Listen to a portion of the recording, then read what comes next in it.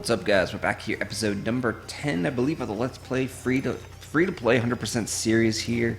So as always, we are logging in to get our dailies, get these things done, and then log off. That is the main focus of this free to play series, because you get all your labor and you get all your Archeum in these dailies. So we're gonna go and check these, see what these are. Very simple: supply Everstone, XP medium. Let's go and try and re-roll this one because we want to get the highest amount of rewards. Medium, low, and we got one more re-roll that we can do here. Alright, high rank, so we got the highest rewards. So 25 Archeum and 50 labor. Let's go ahead and start questing, get these out of the way, and then go collect those crops that we have growing, which you can collect every 8.5 hours. So if you are trying to play more than just 15-20 minutes a day, make sure that you log in multiple times to collect your crops and to gather those 3 times a day approximately. So we are jumping in here, and we're getting ever so close to our first BSLT, because at level 30 we can start selling things on the auction house. So at level 30 we'll do a lot of information about the auction house, because that is how you earn your BSLT. You take the items that you've been collecting, in this case growing from your crops, and sell them on the auction house. So we have a bunch of skin, we have a bunch of soil. We'll also at that point take a look to see, is it worth it to actually upgrade and craft those skin into processed fabric or other materials to sell on the auction house. The prices on the auction house are ever so changing. It's always a free market there. It's all done by supply and demand. It's players control the auction house 100%. There is no no store, NPC, anything on there. Everything is all bought and sold by another player. Ideally, the deck. Alright, so finishing up those quests. And yes, you can always escape out of the quest if you don't want to see the cutscenes or don't care about the story like we do. So if you are brand new to the game, though, I highly do recommend that you do watch and read the stories, because you'll get more engaged with the world and you'll feel more connected to the world. So it's a nice thing to watch and read the story and understand what game you're actually playing. It does help with, hey, I'm a part of this world. I'm a hero, or I'm a villain, or I'm a warrior. Whatever kind of role playing you are doing in this fantasy setting here.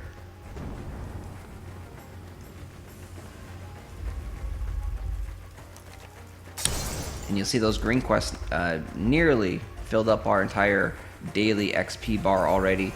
We touched upon this before. The green quests do give a significant amount of XP. So if you are planning to rush your level up, you can do those all the way up to about level 30 and get tons and tons of EXP really quick and easy, and not have any problems with that.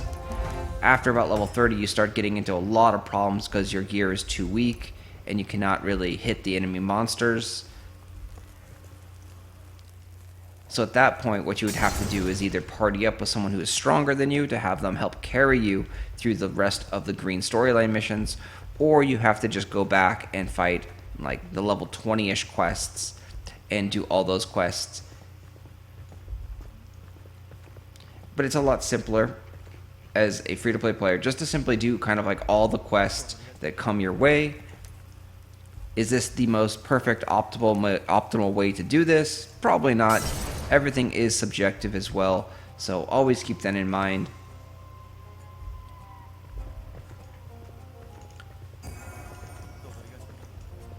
We are not trying to be the most optimal guide or tutorial. We're actually just showing you what you can do and the method that I am using. Same thing with BSLT. BSLT is a lot easier to earn earlier in the server. If you played day 1 as a free-to-play player, your earning potential was a lot higher.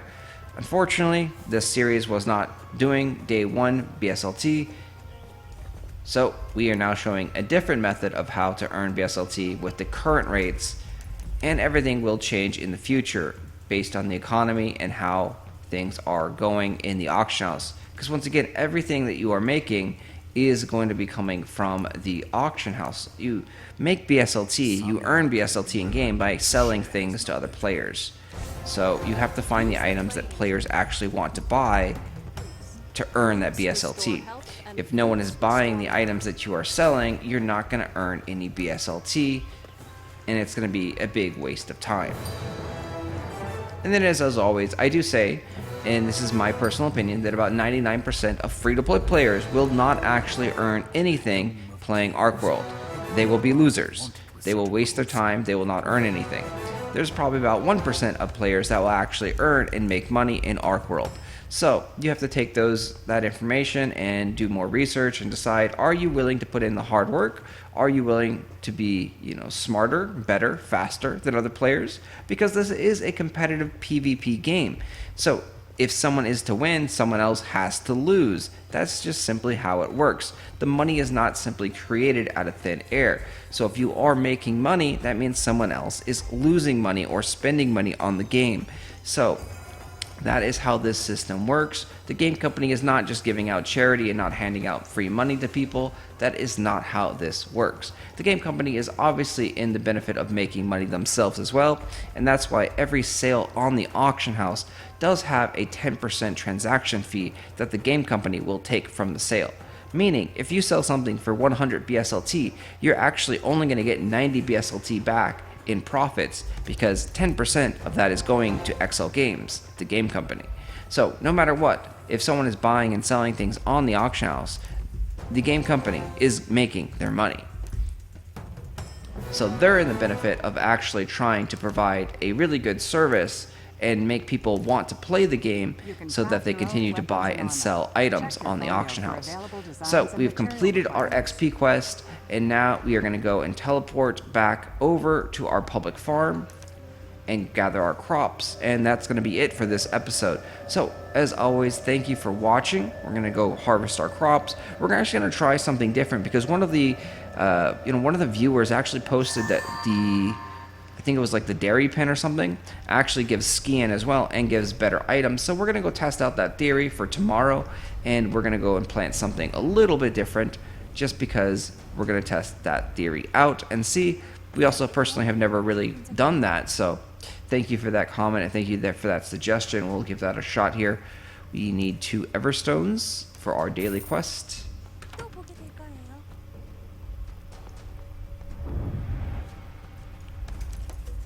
Oh, there's a good question. So, how do I know which plant is mine in the public garden? You simply have to remember where you planted, and also you'll see that there's a slight little aura around that plant. So we'll show you when we get ours. Ours is in a very simple and easy location. Alright, let's see. Where are the animals? There he is. Alright, so there's 4 different types, and it's all based on the climate of the region. So we are in a dry region, so we're going to want the Yada pens. There's no other difference besides that, and you always want to grab the one that is correct for your region. That means it will get you more resources. So you'll notice these are our public plants here, and there's these little faint little glowing things on them. None of the other ones have that. Only yours will have this faint little glowing. So it's actually quite difficult to find your crops if you don't really remember where they are. So try and remember specifically where your crops are so you don't get lost. But that's a very good question that we found in the public chat here.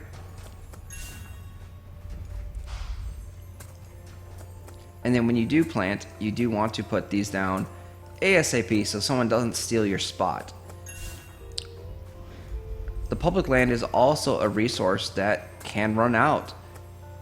At certain times, the public land may be completely 100% full and you cannot plant anything.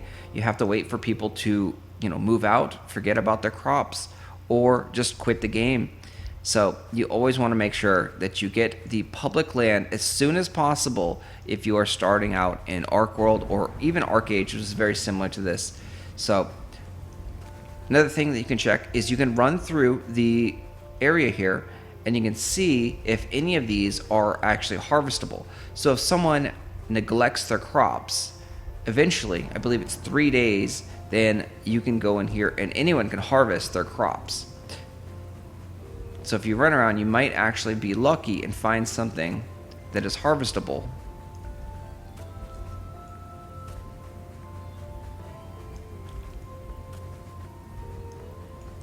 Most likely you're not going to find it because most people do collect their crops or someone else has already taken it.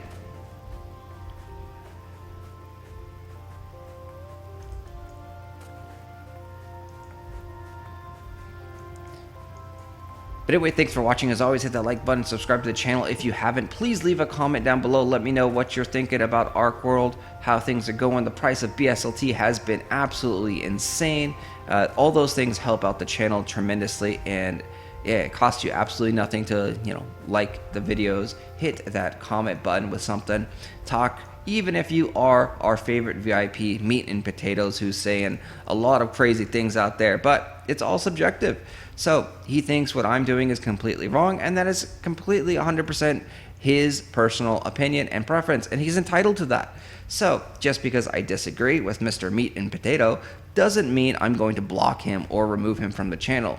Everyone is entitled to their own opinion, whether it's from Potato Universe and it just feels far out there and crazy to me. Yeah, to each their own. Good luck and happy hunting.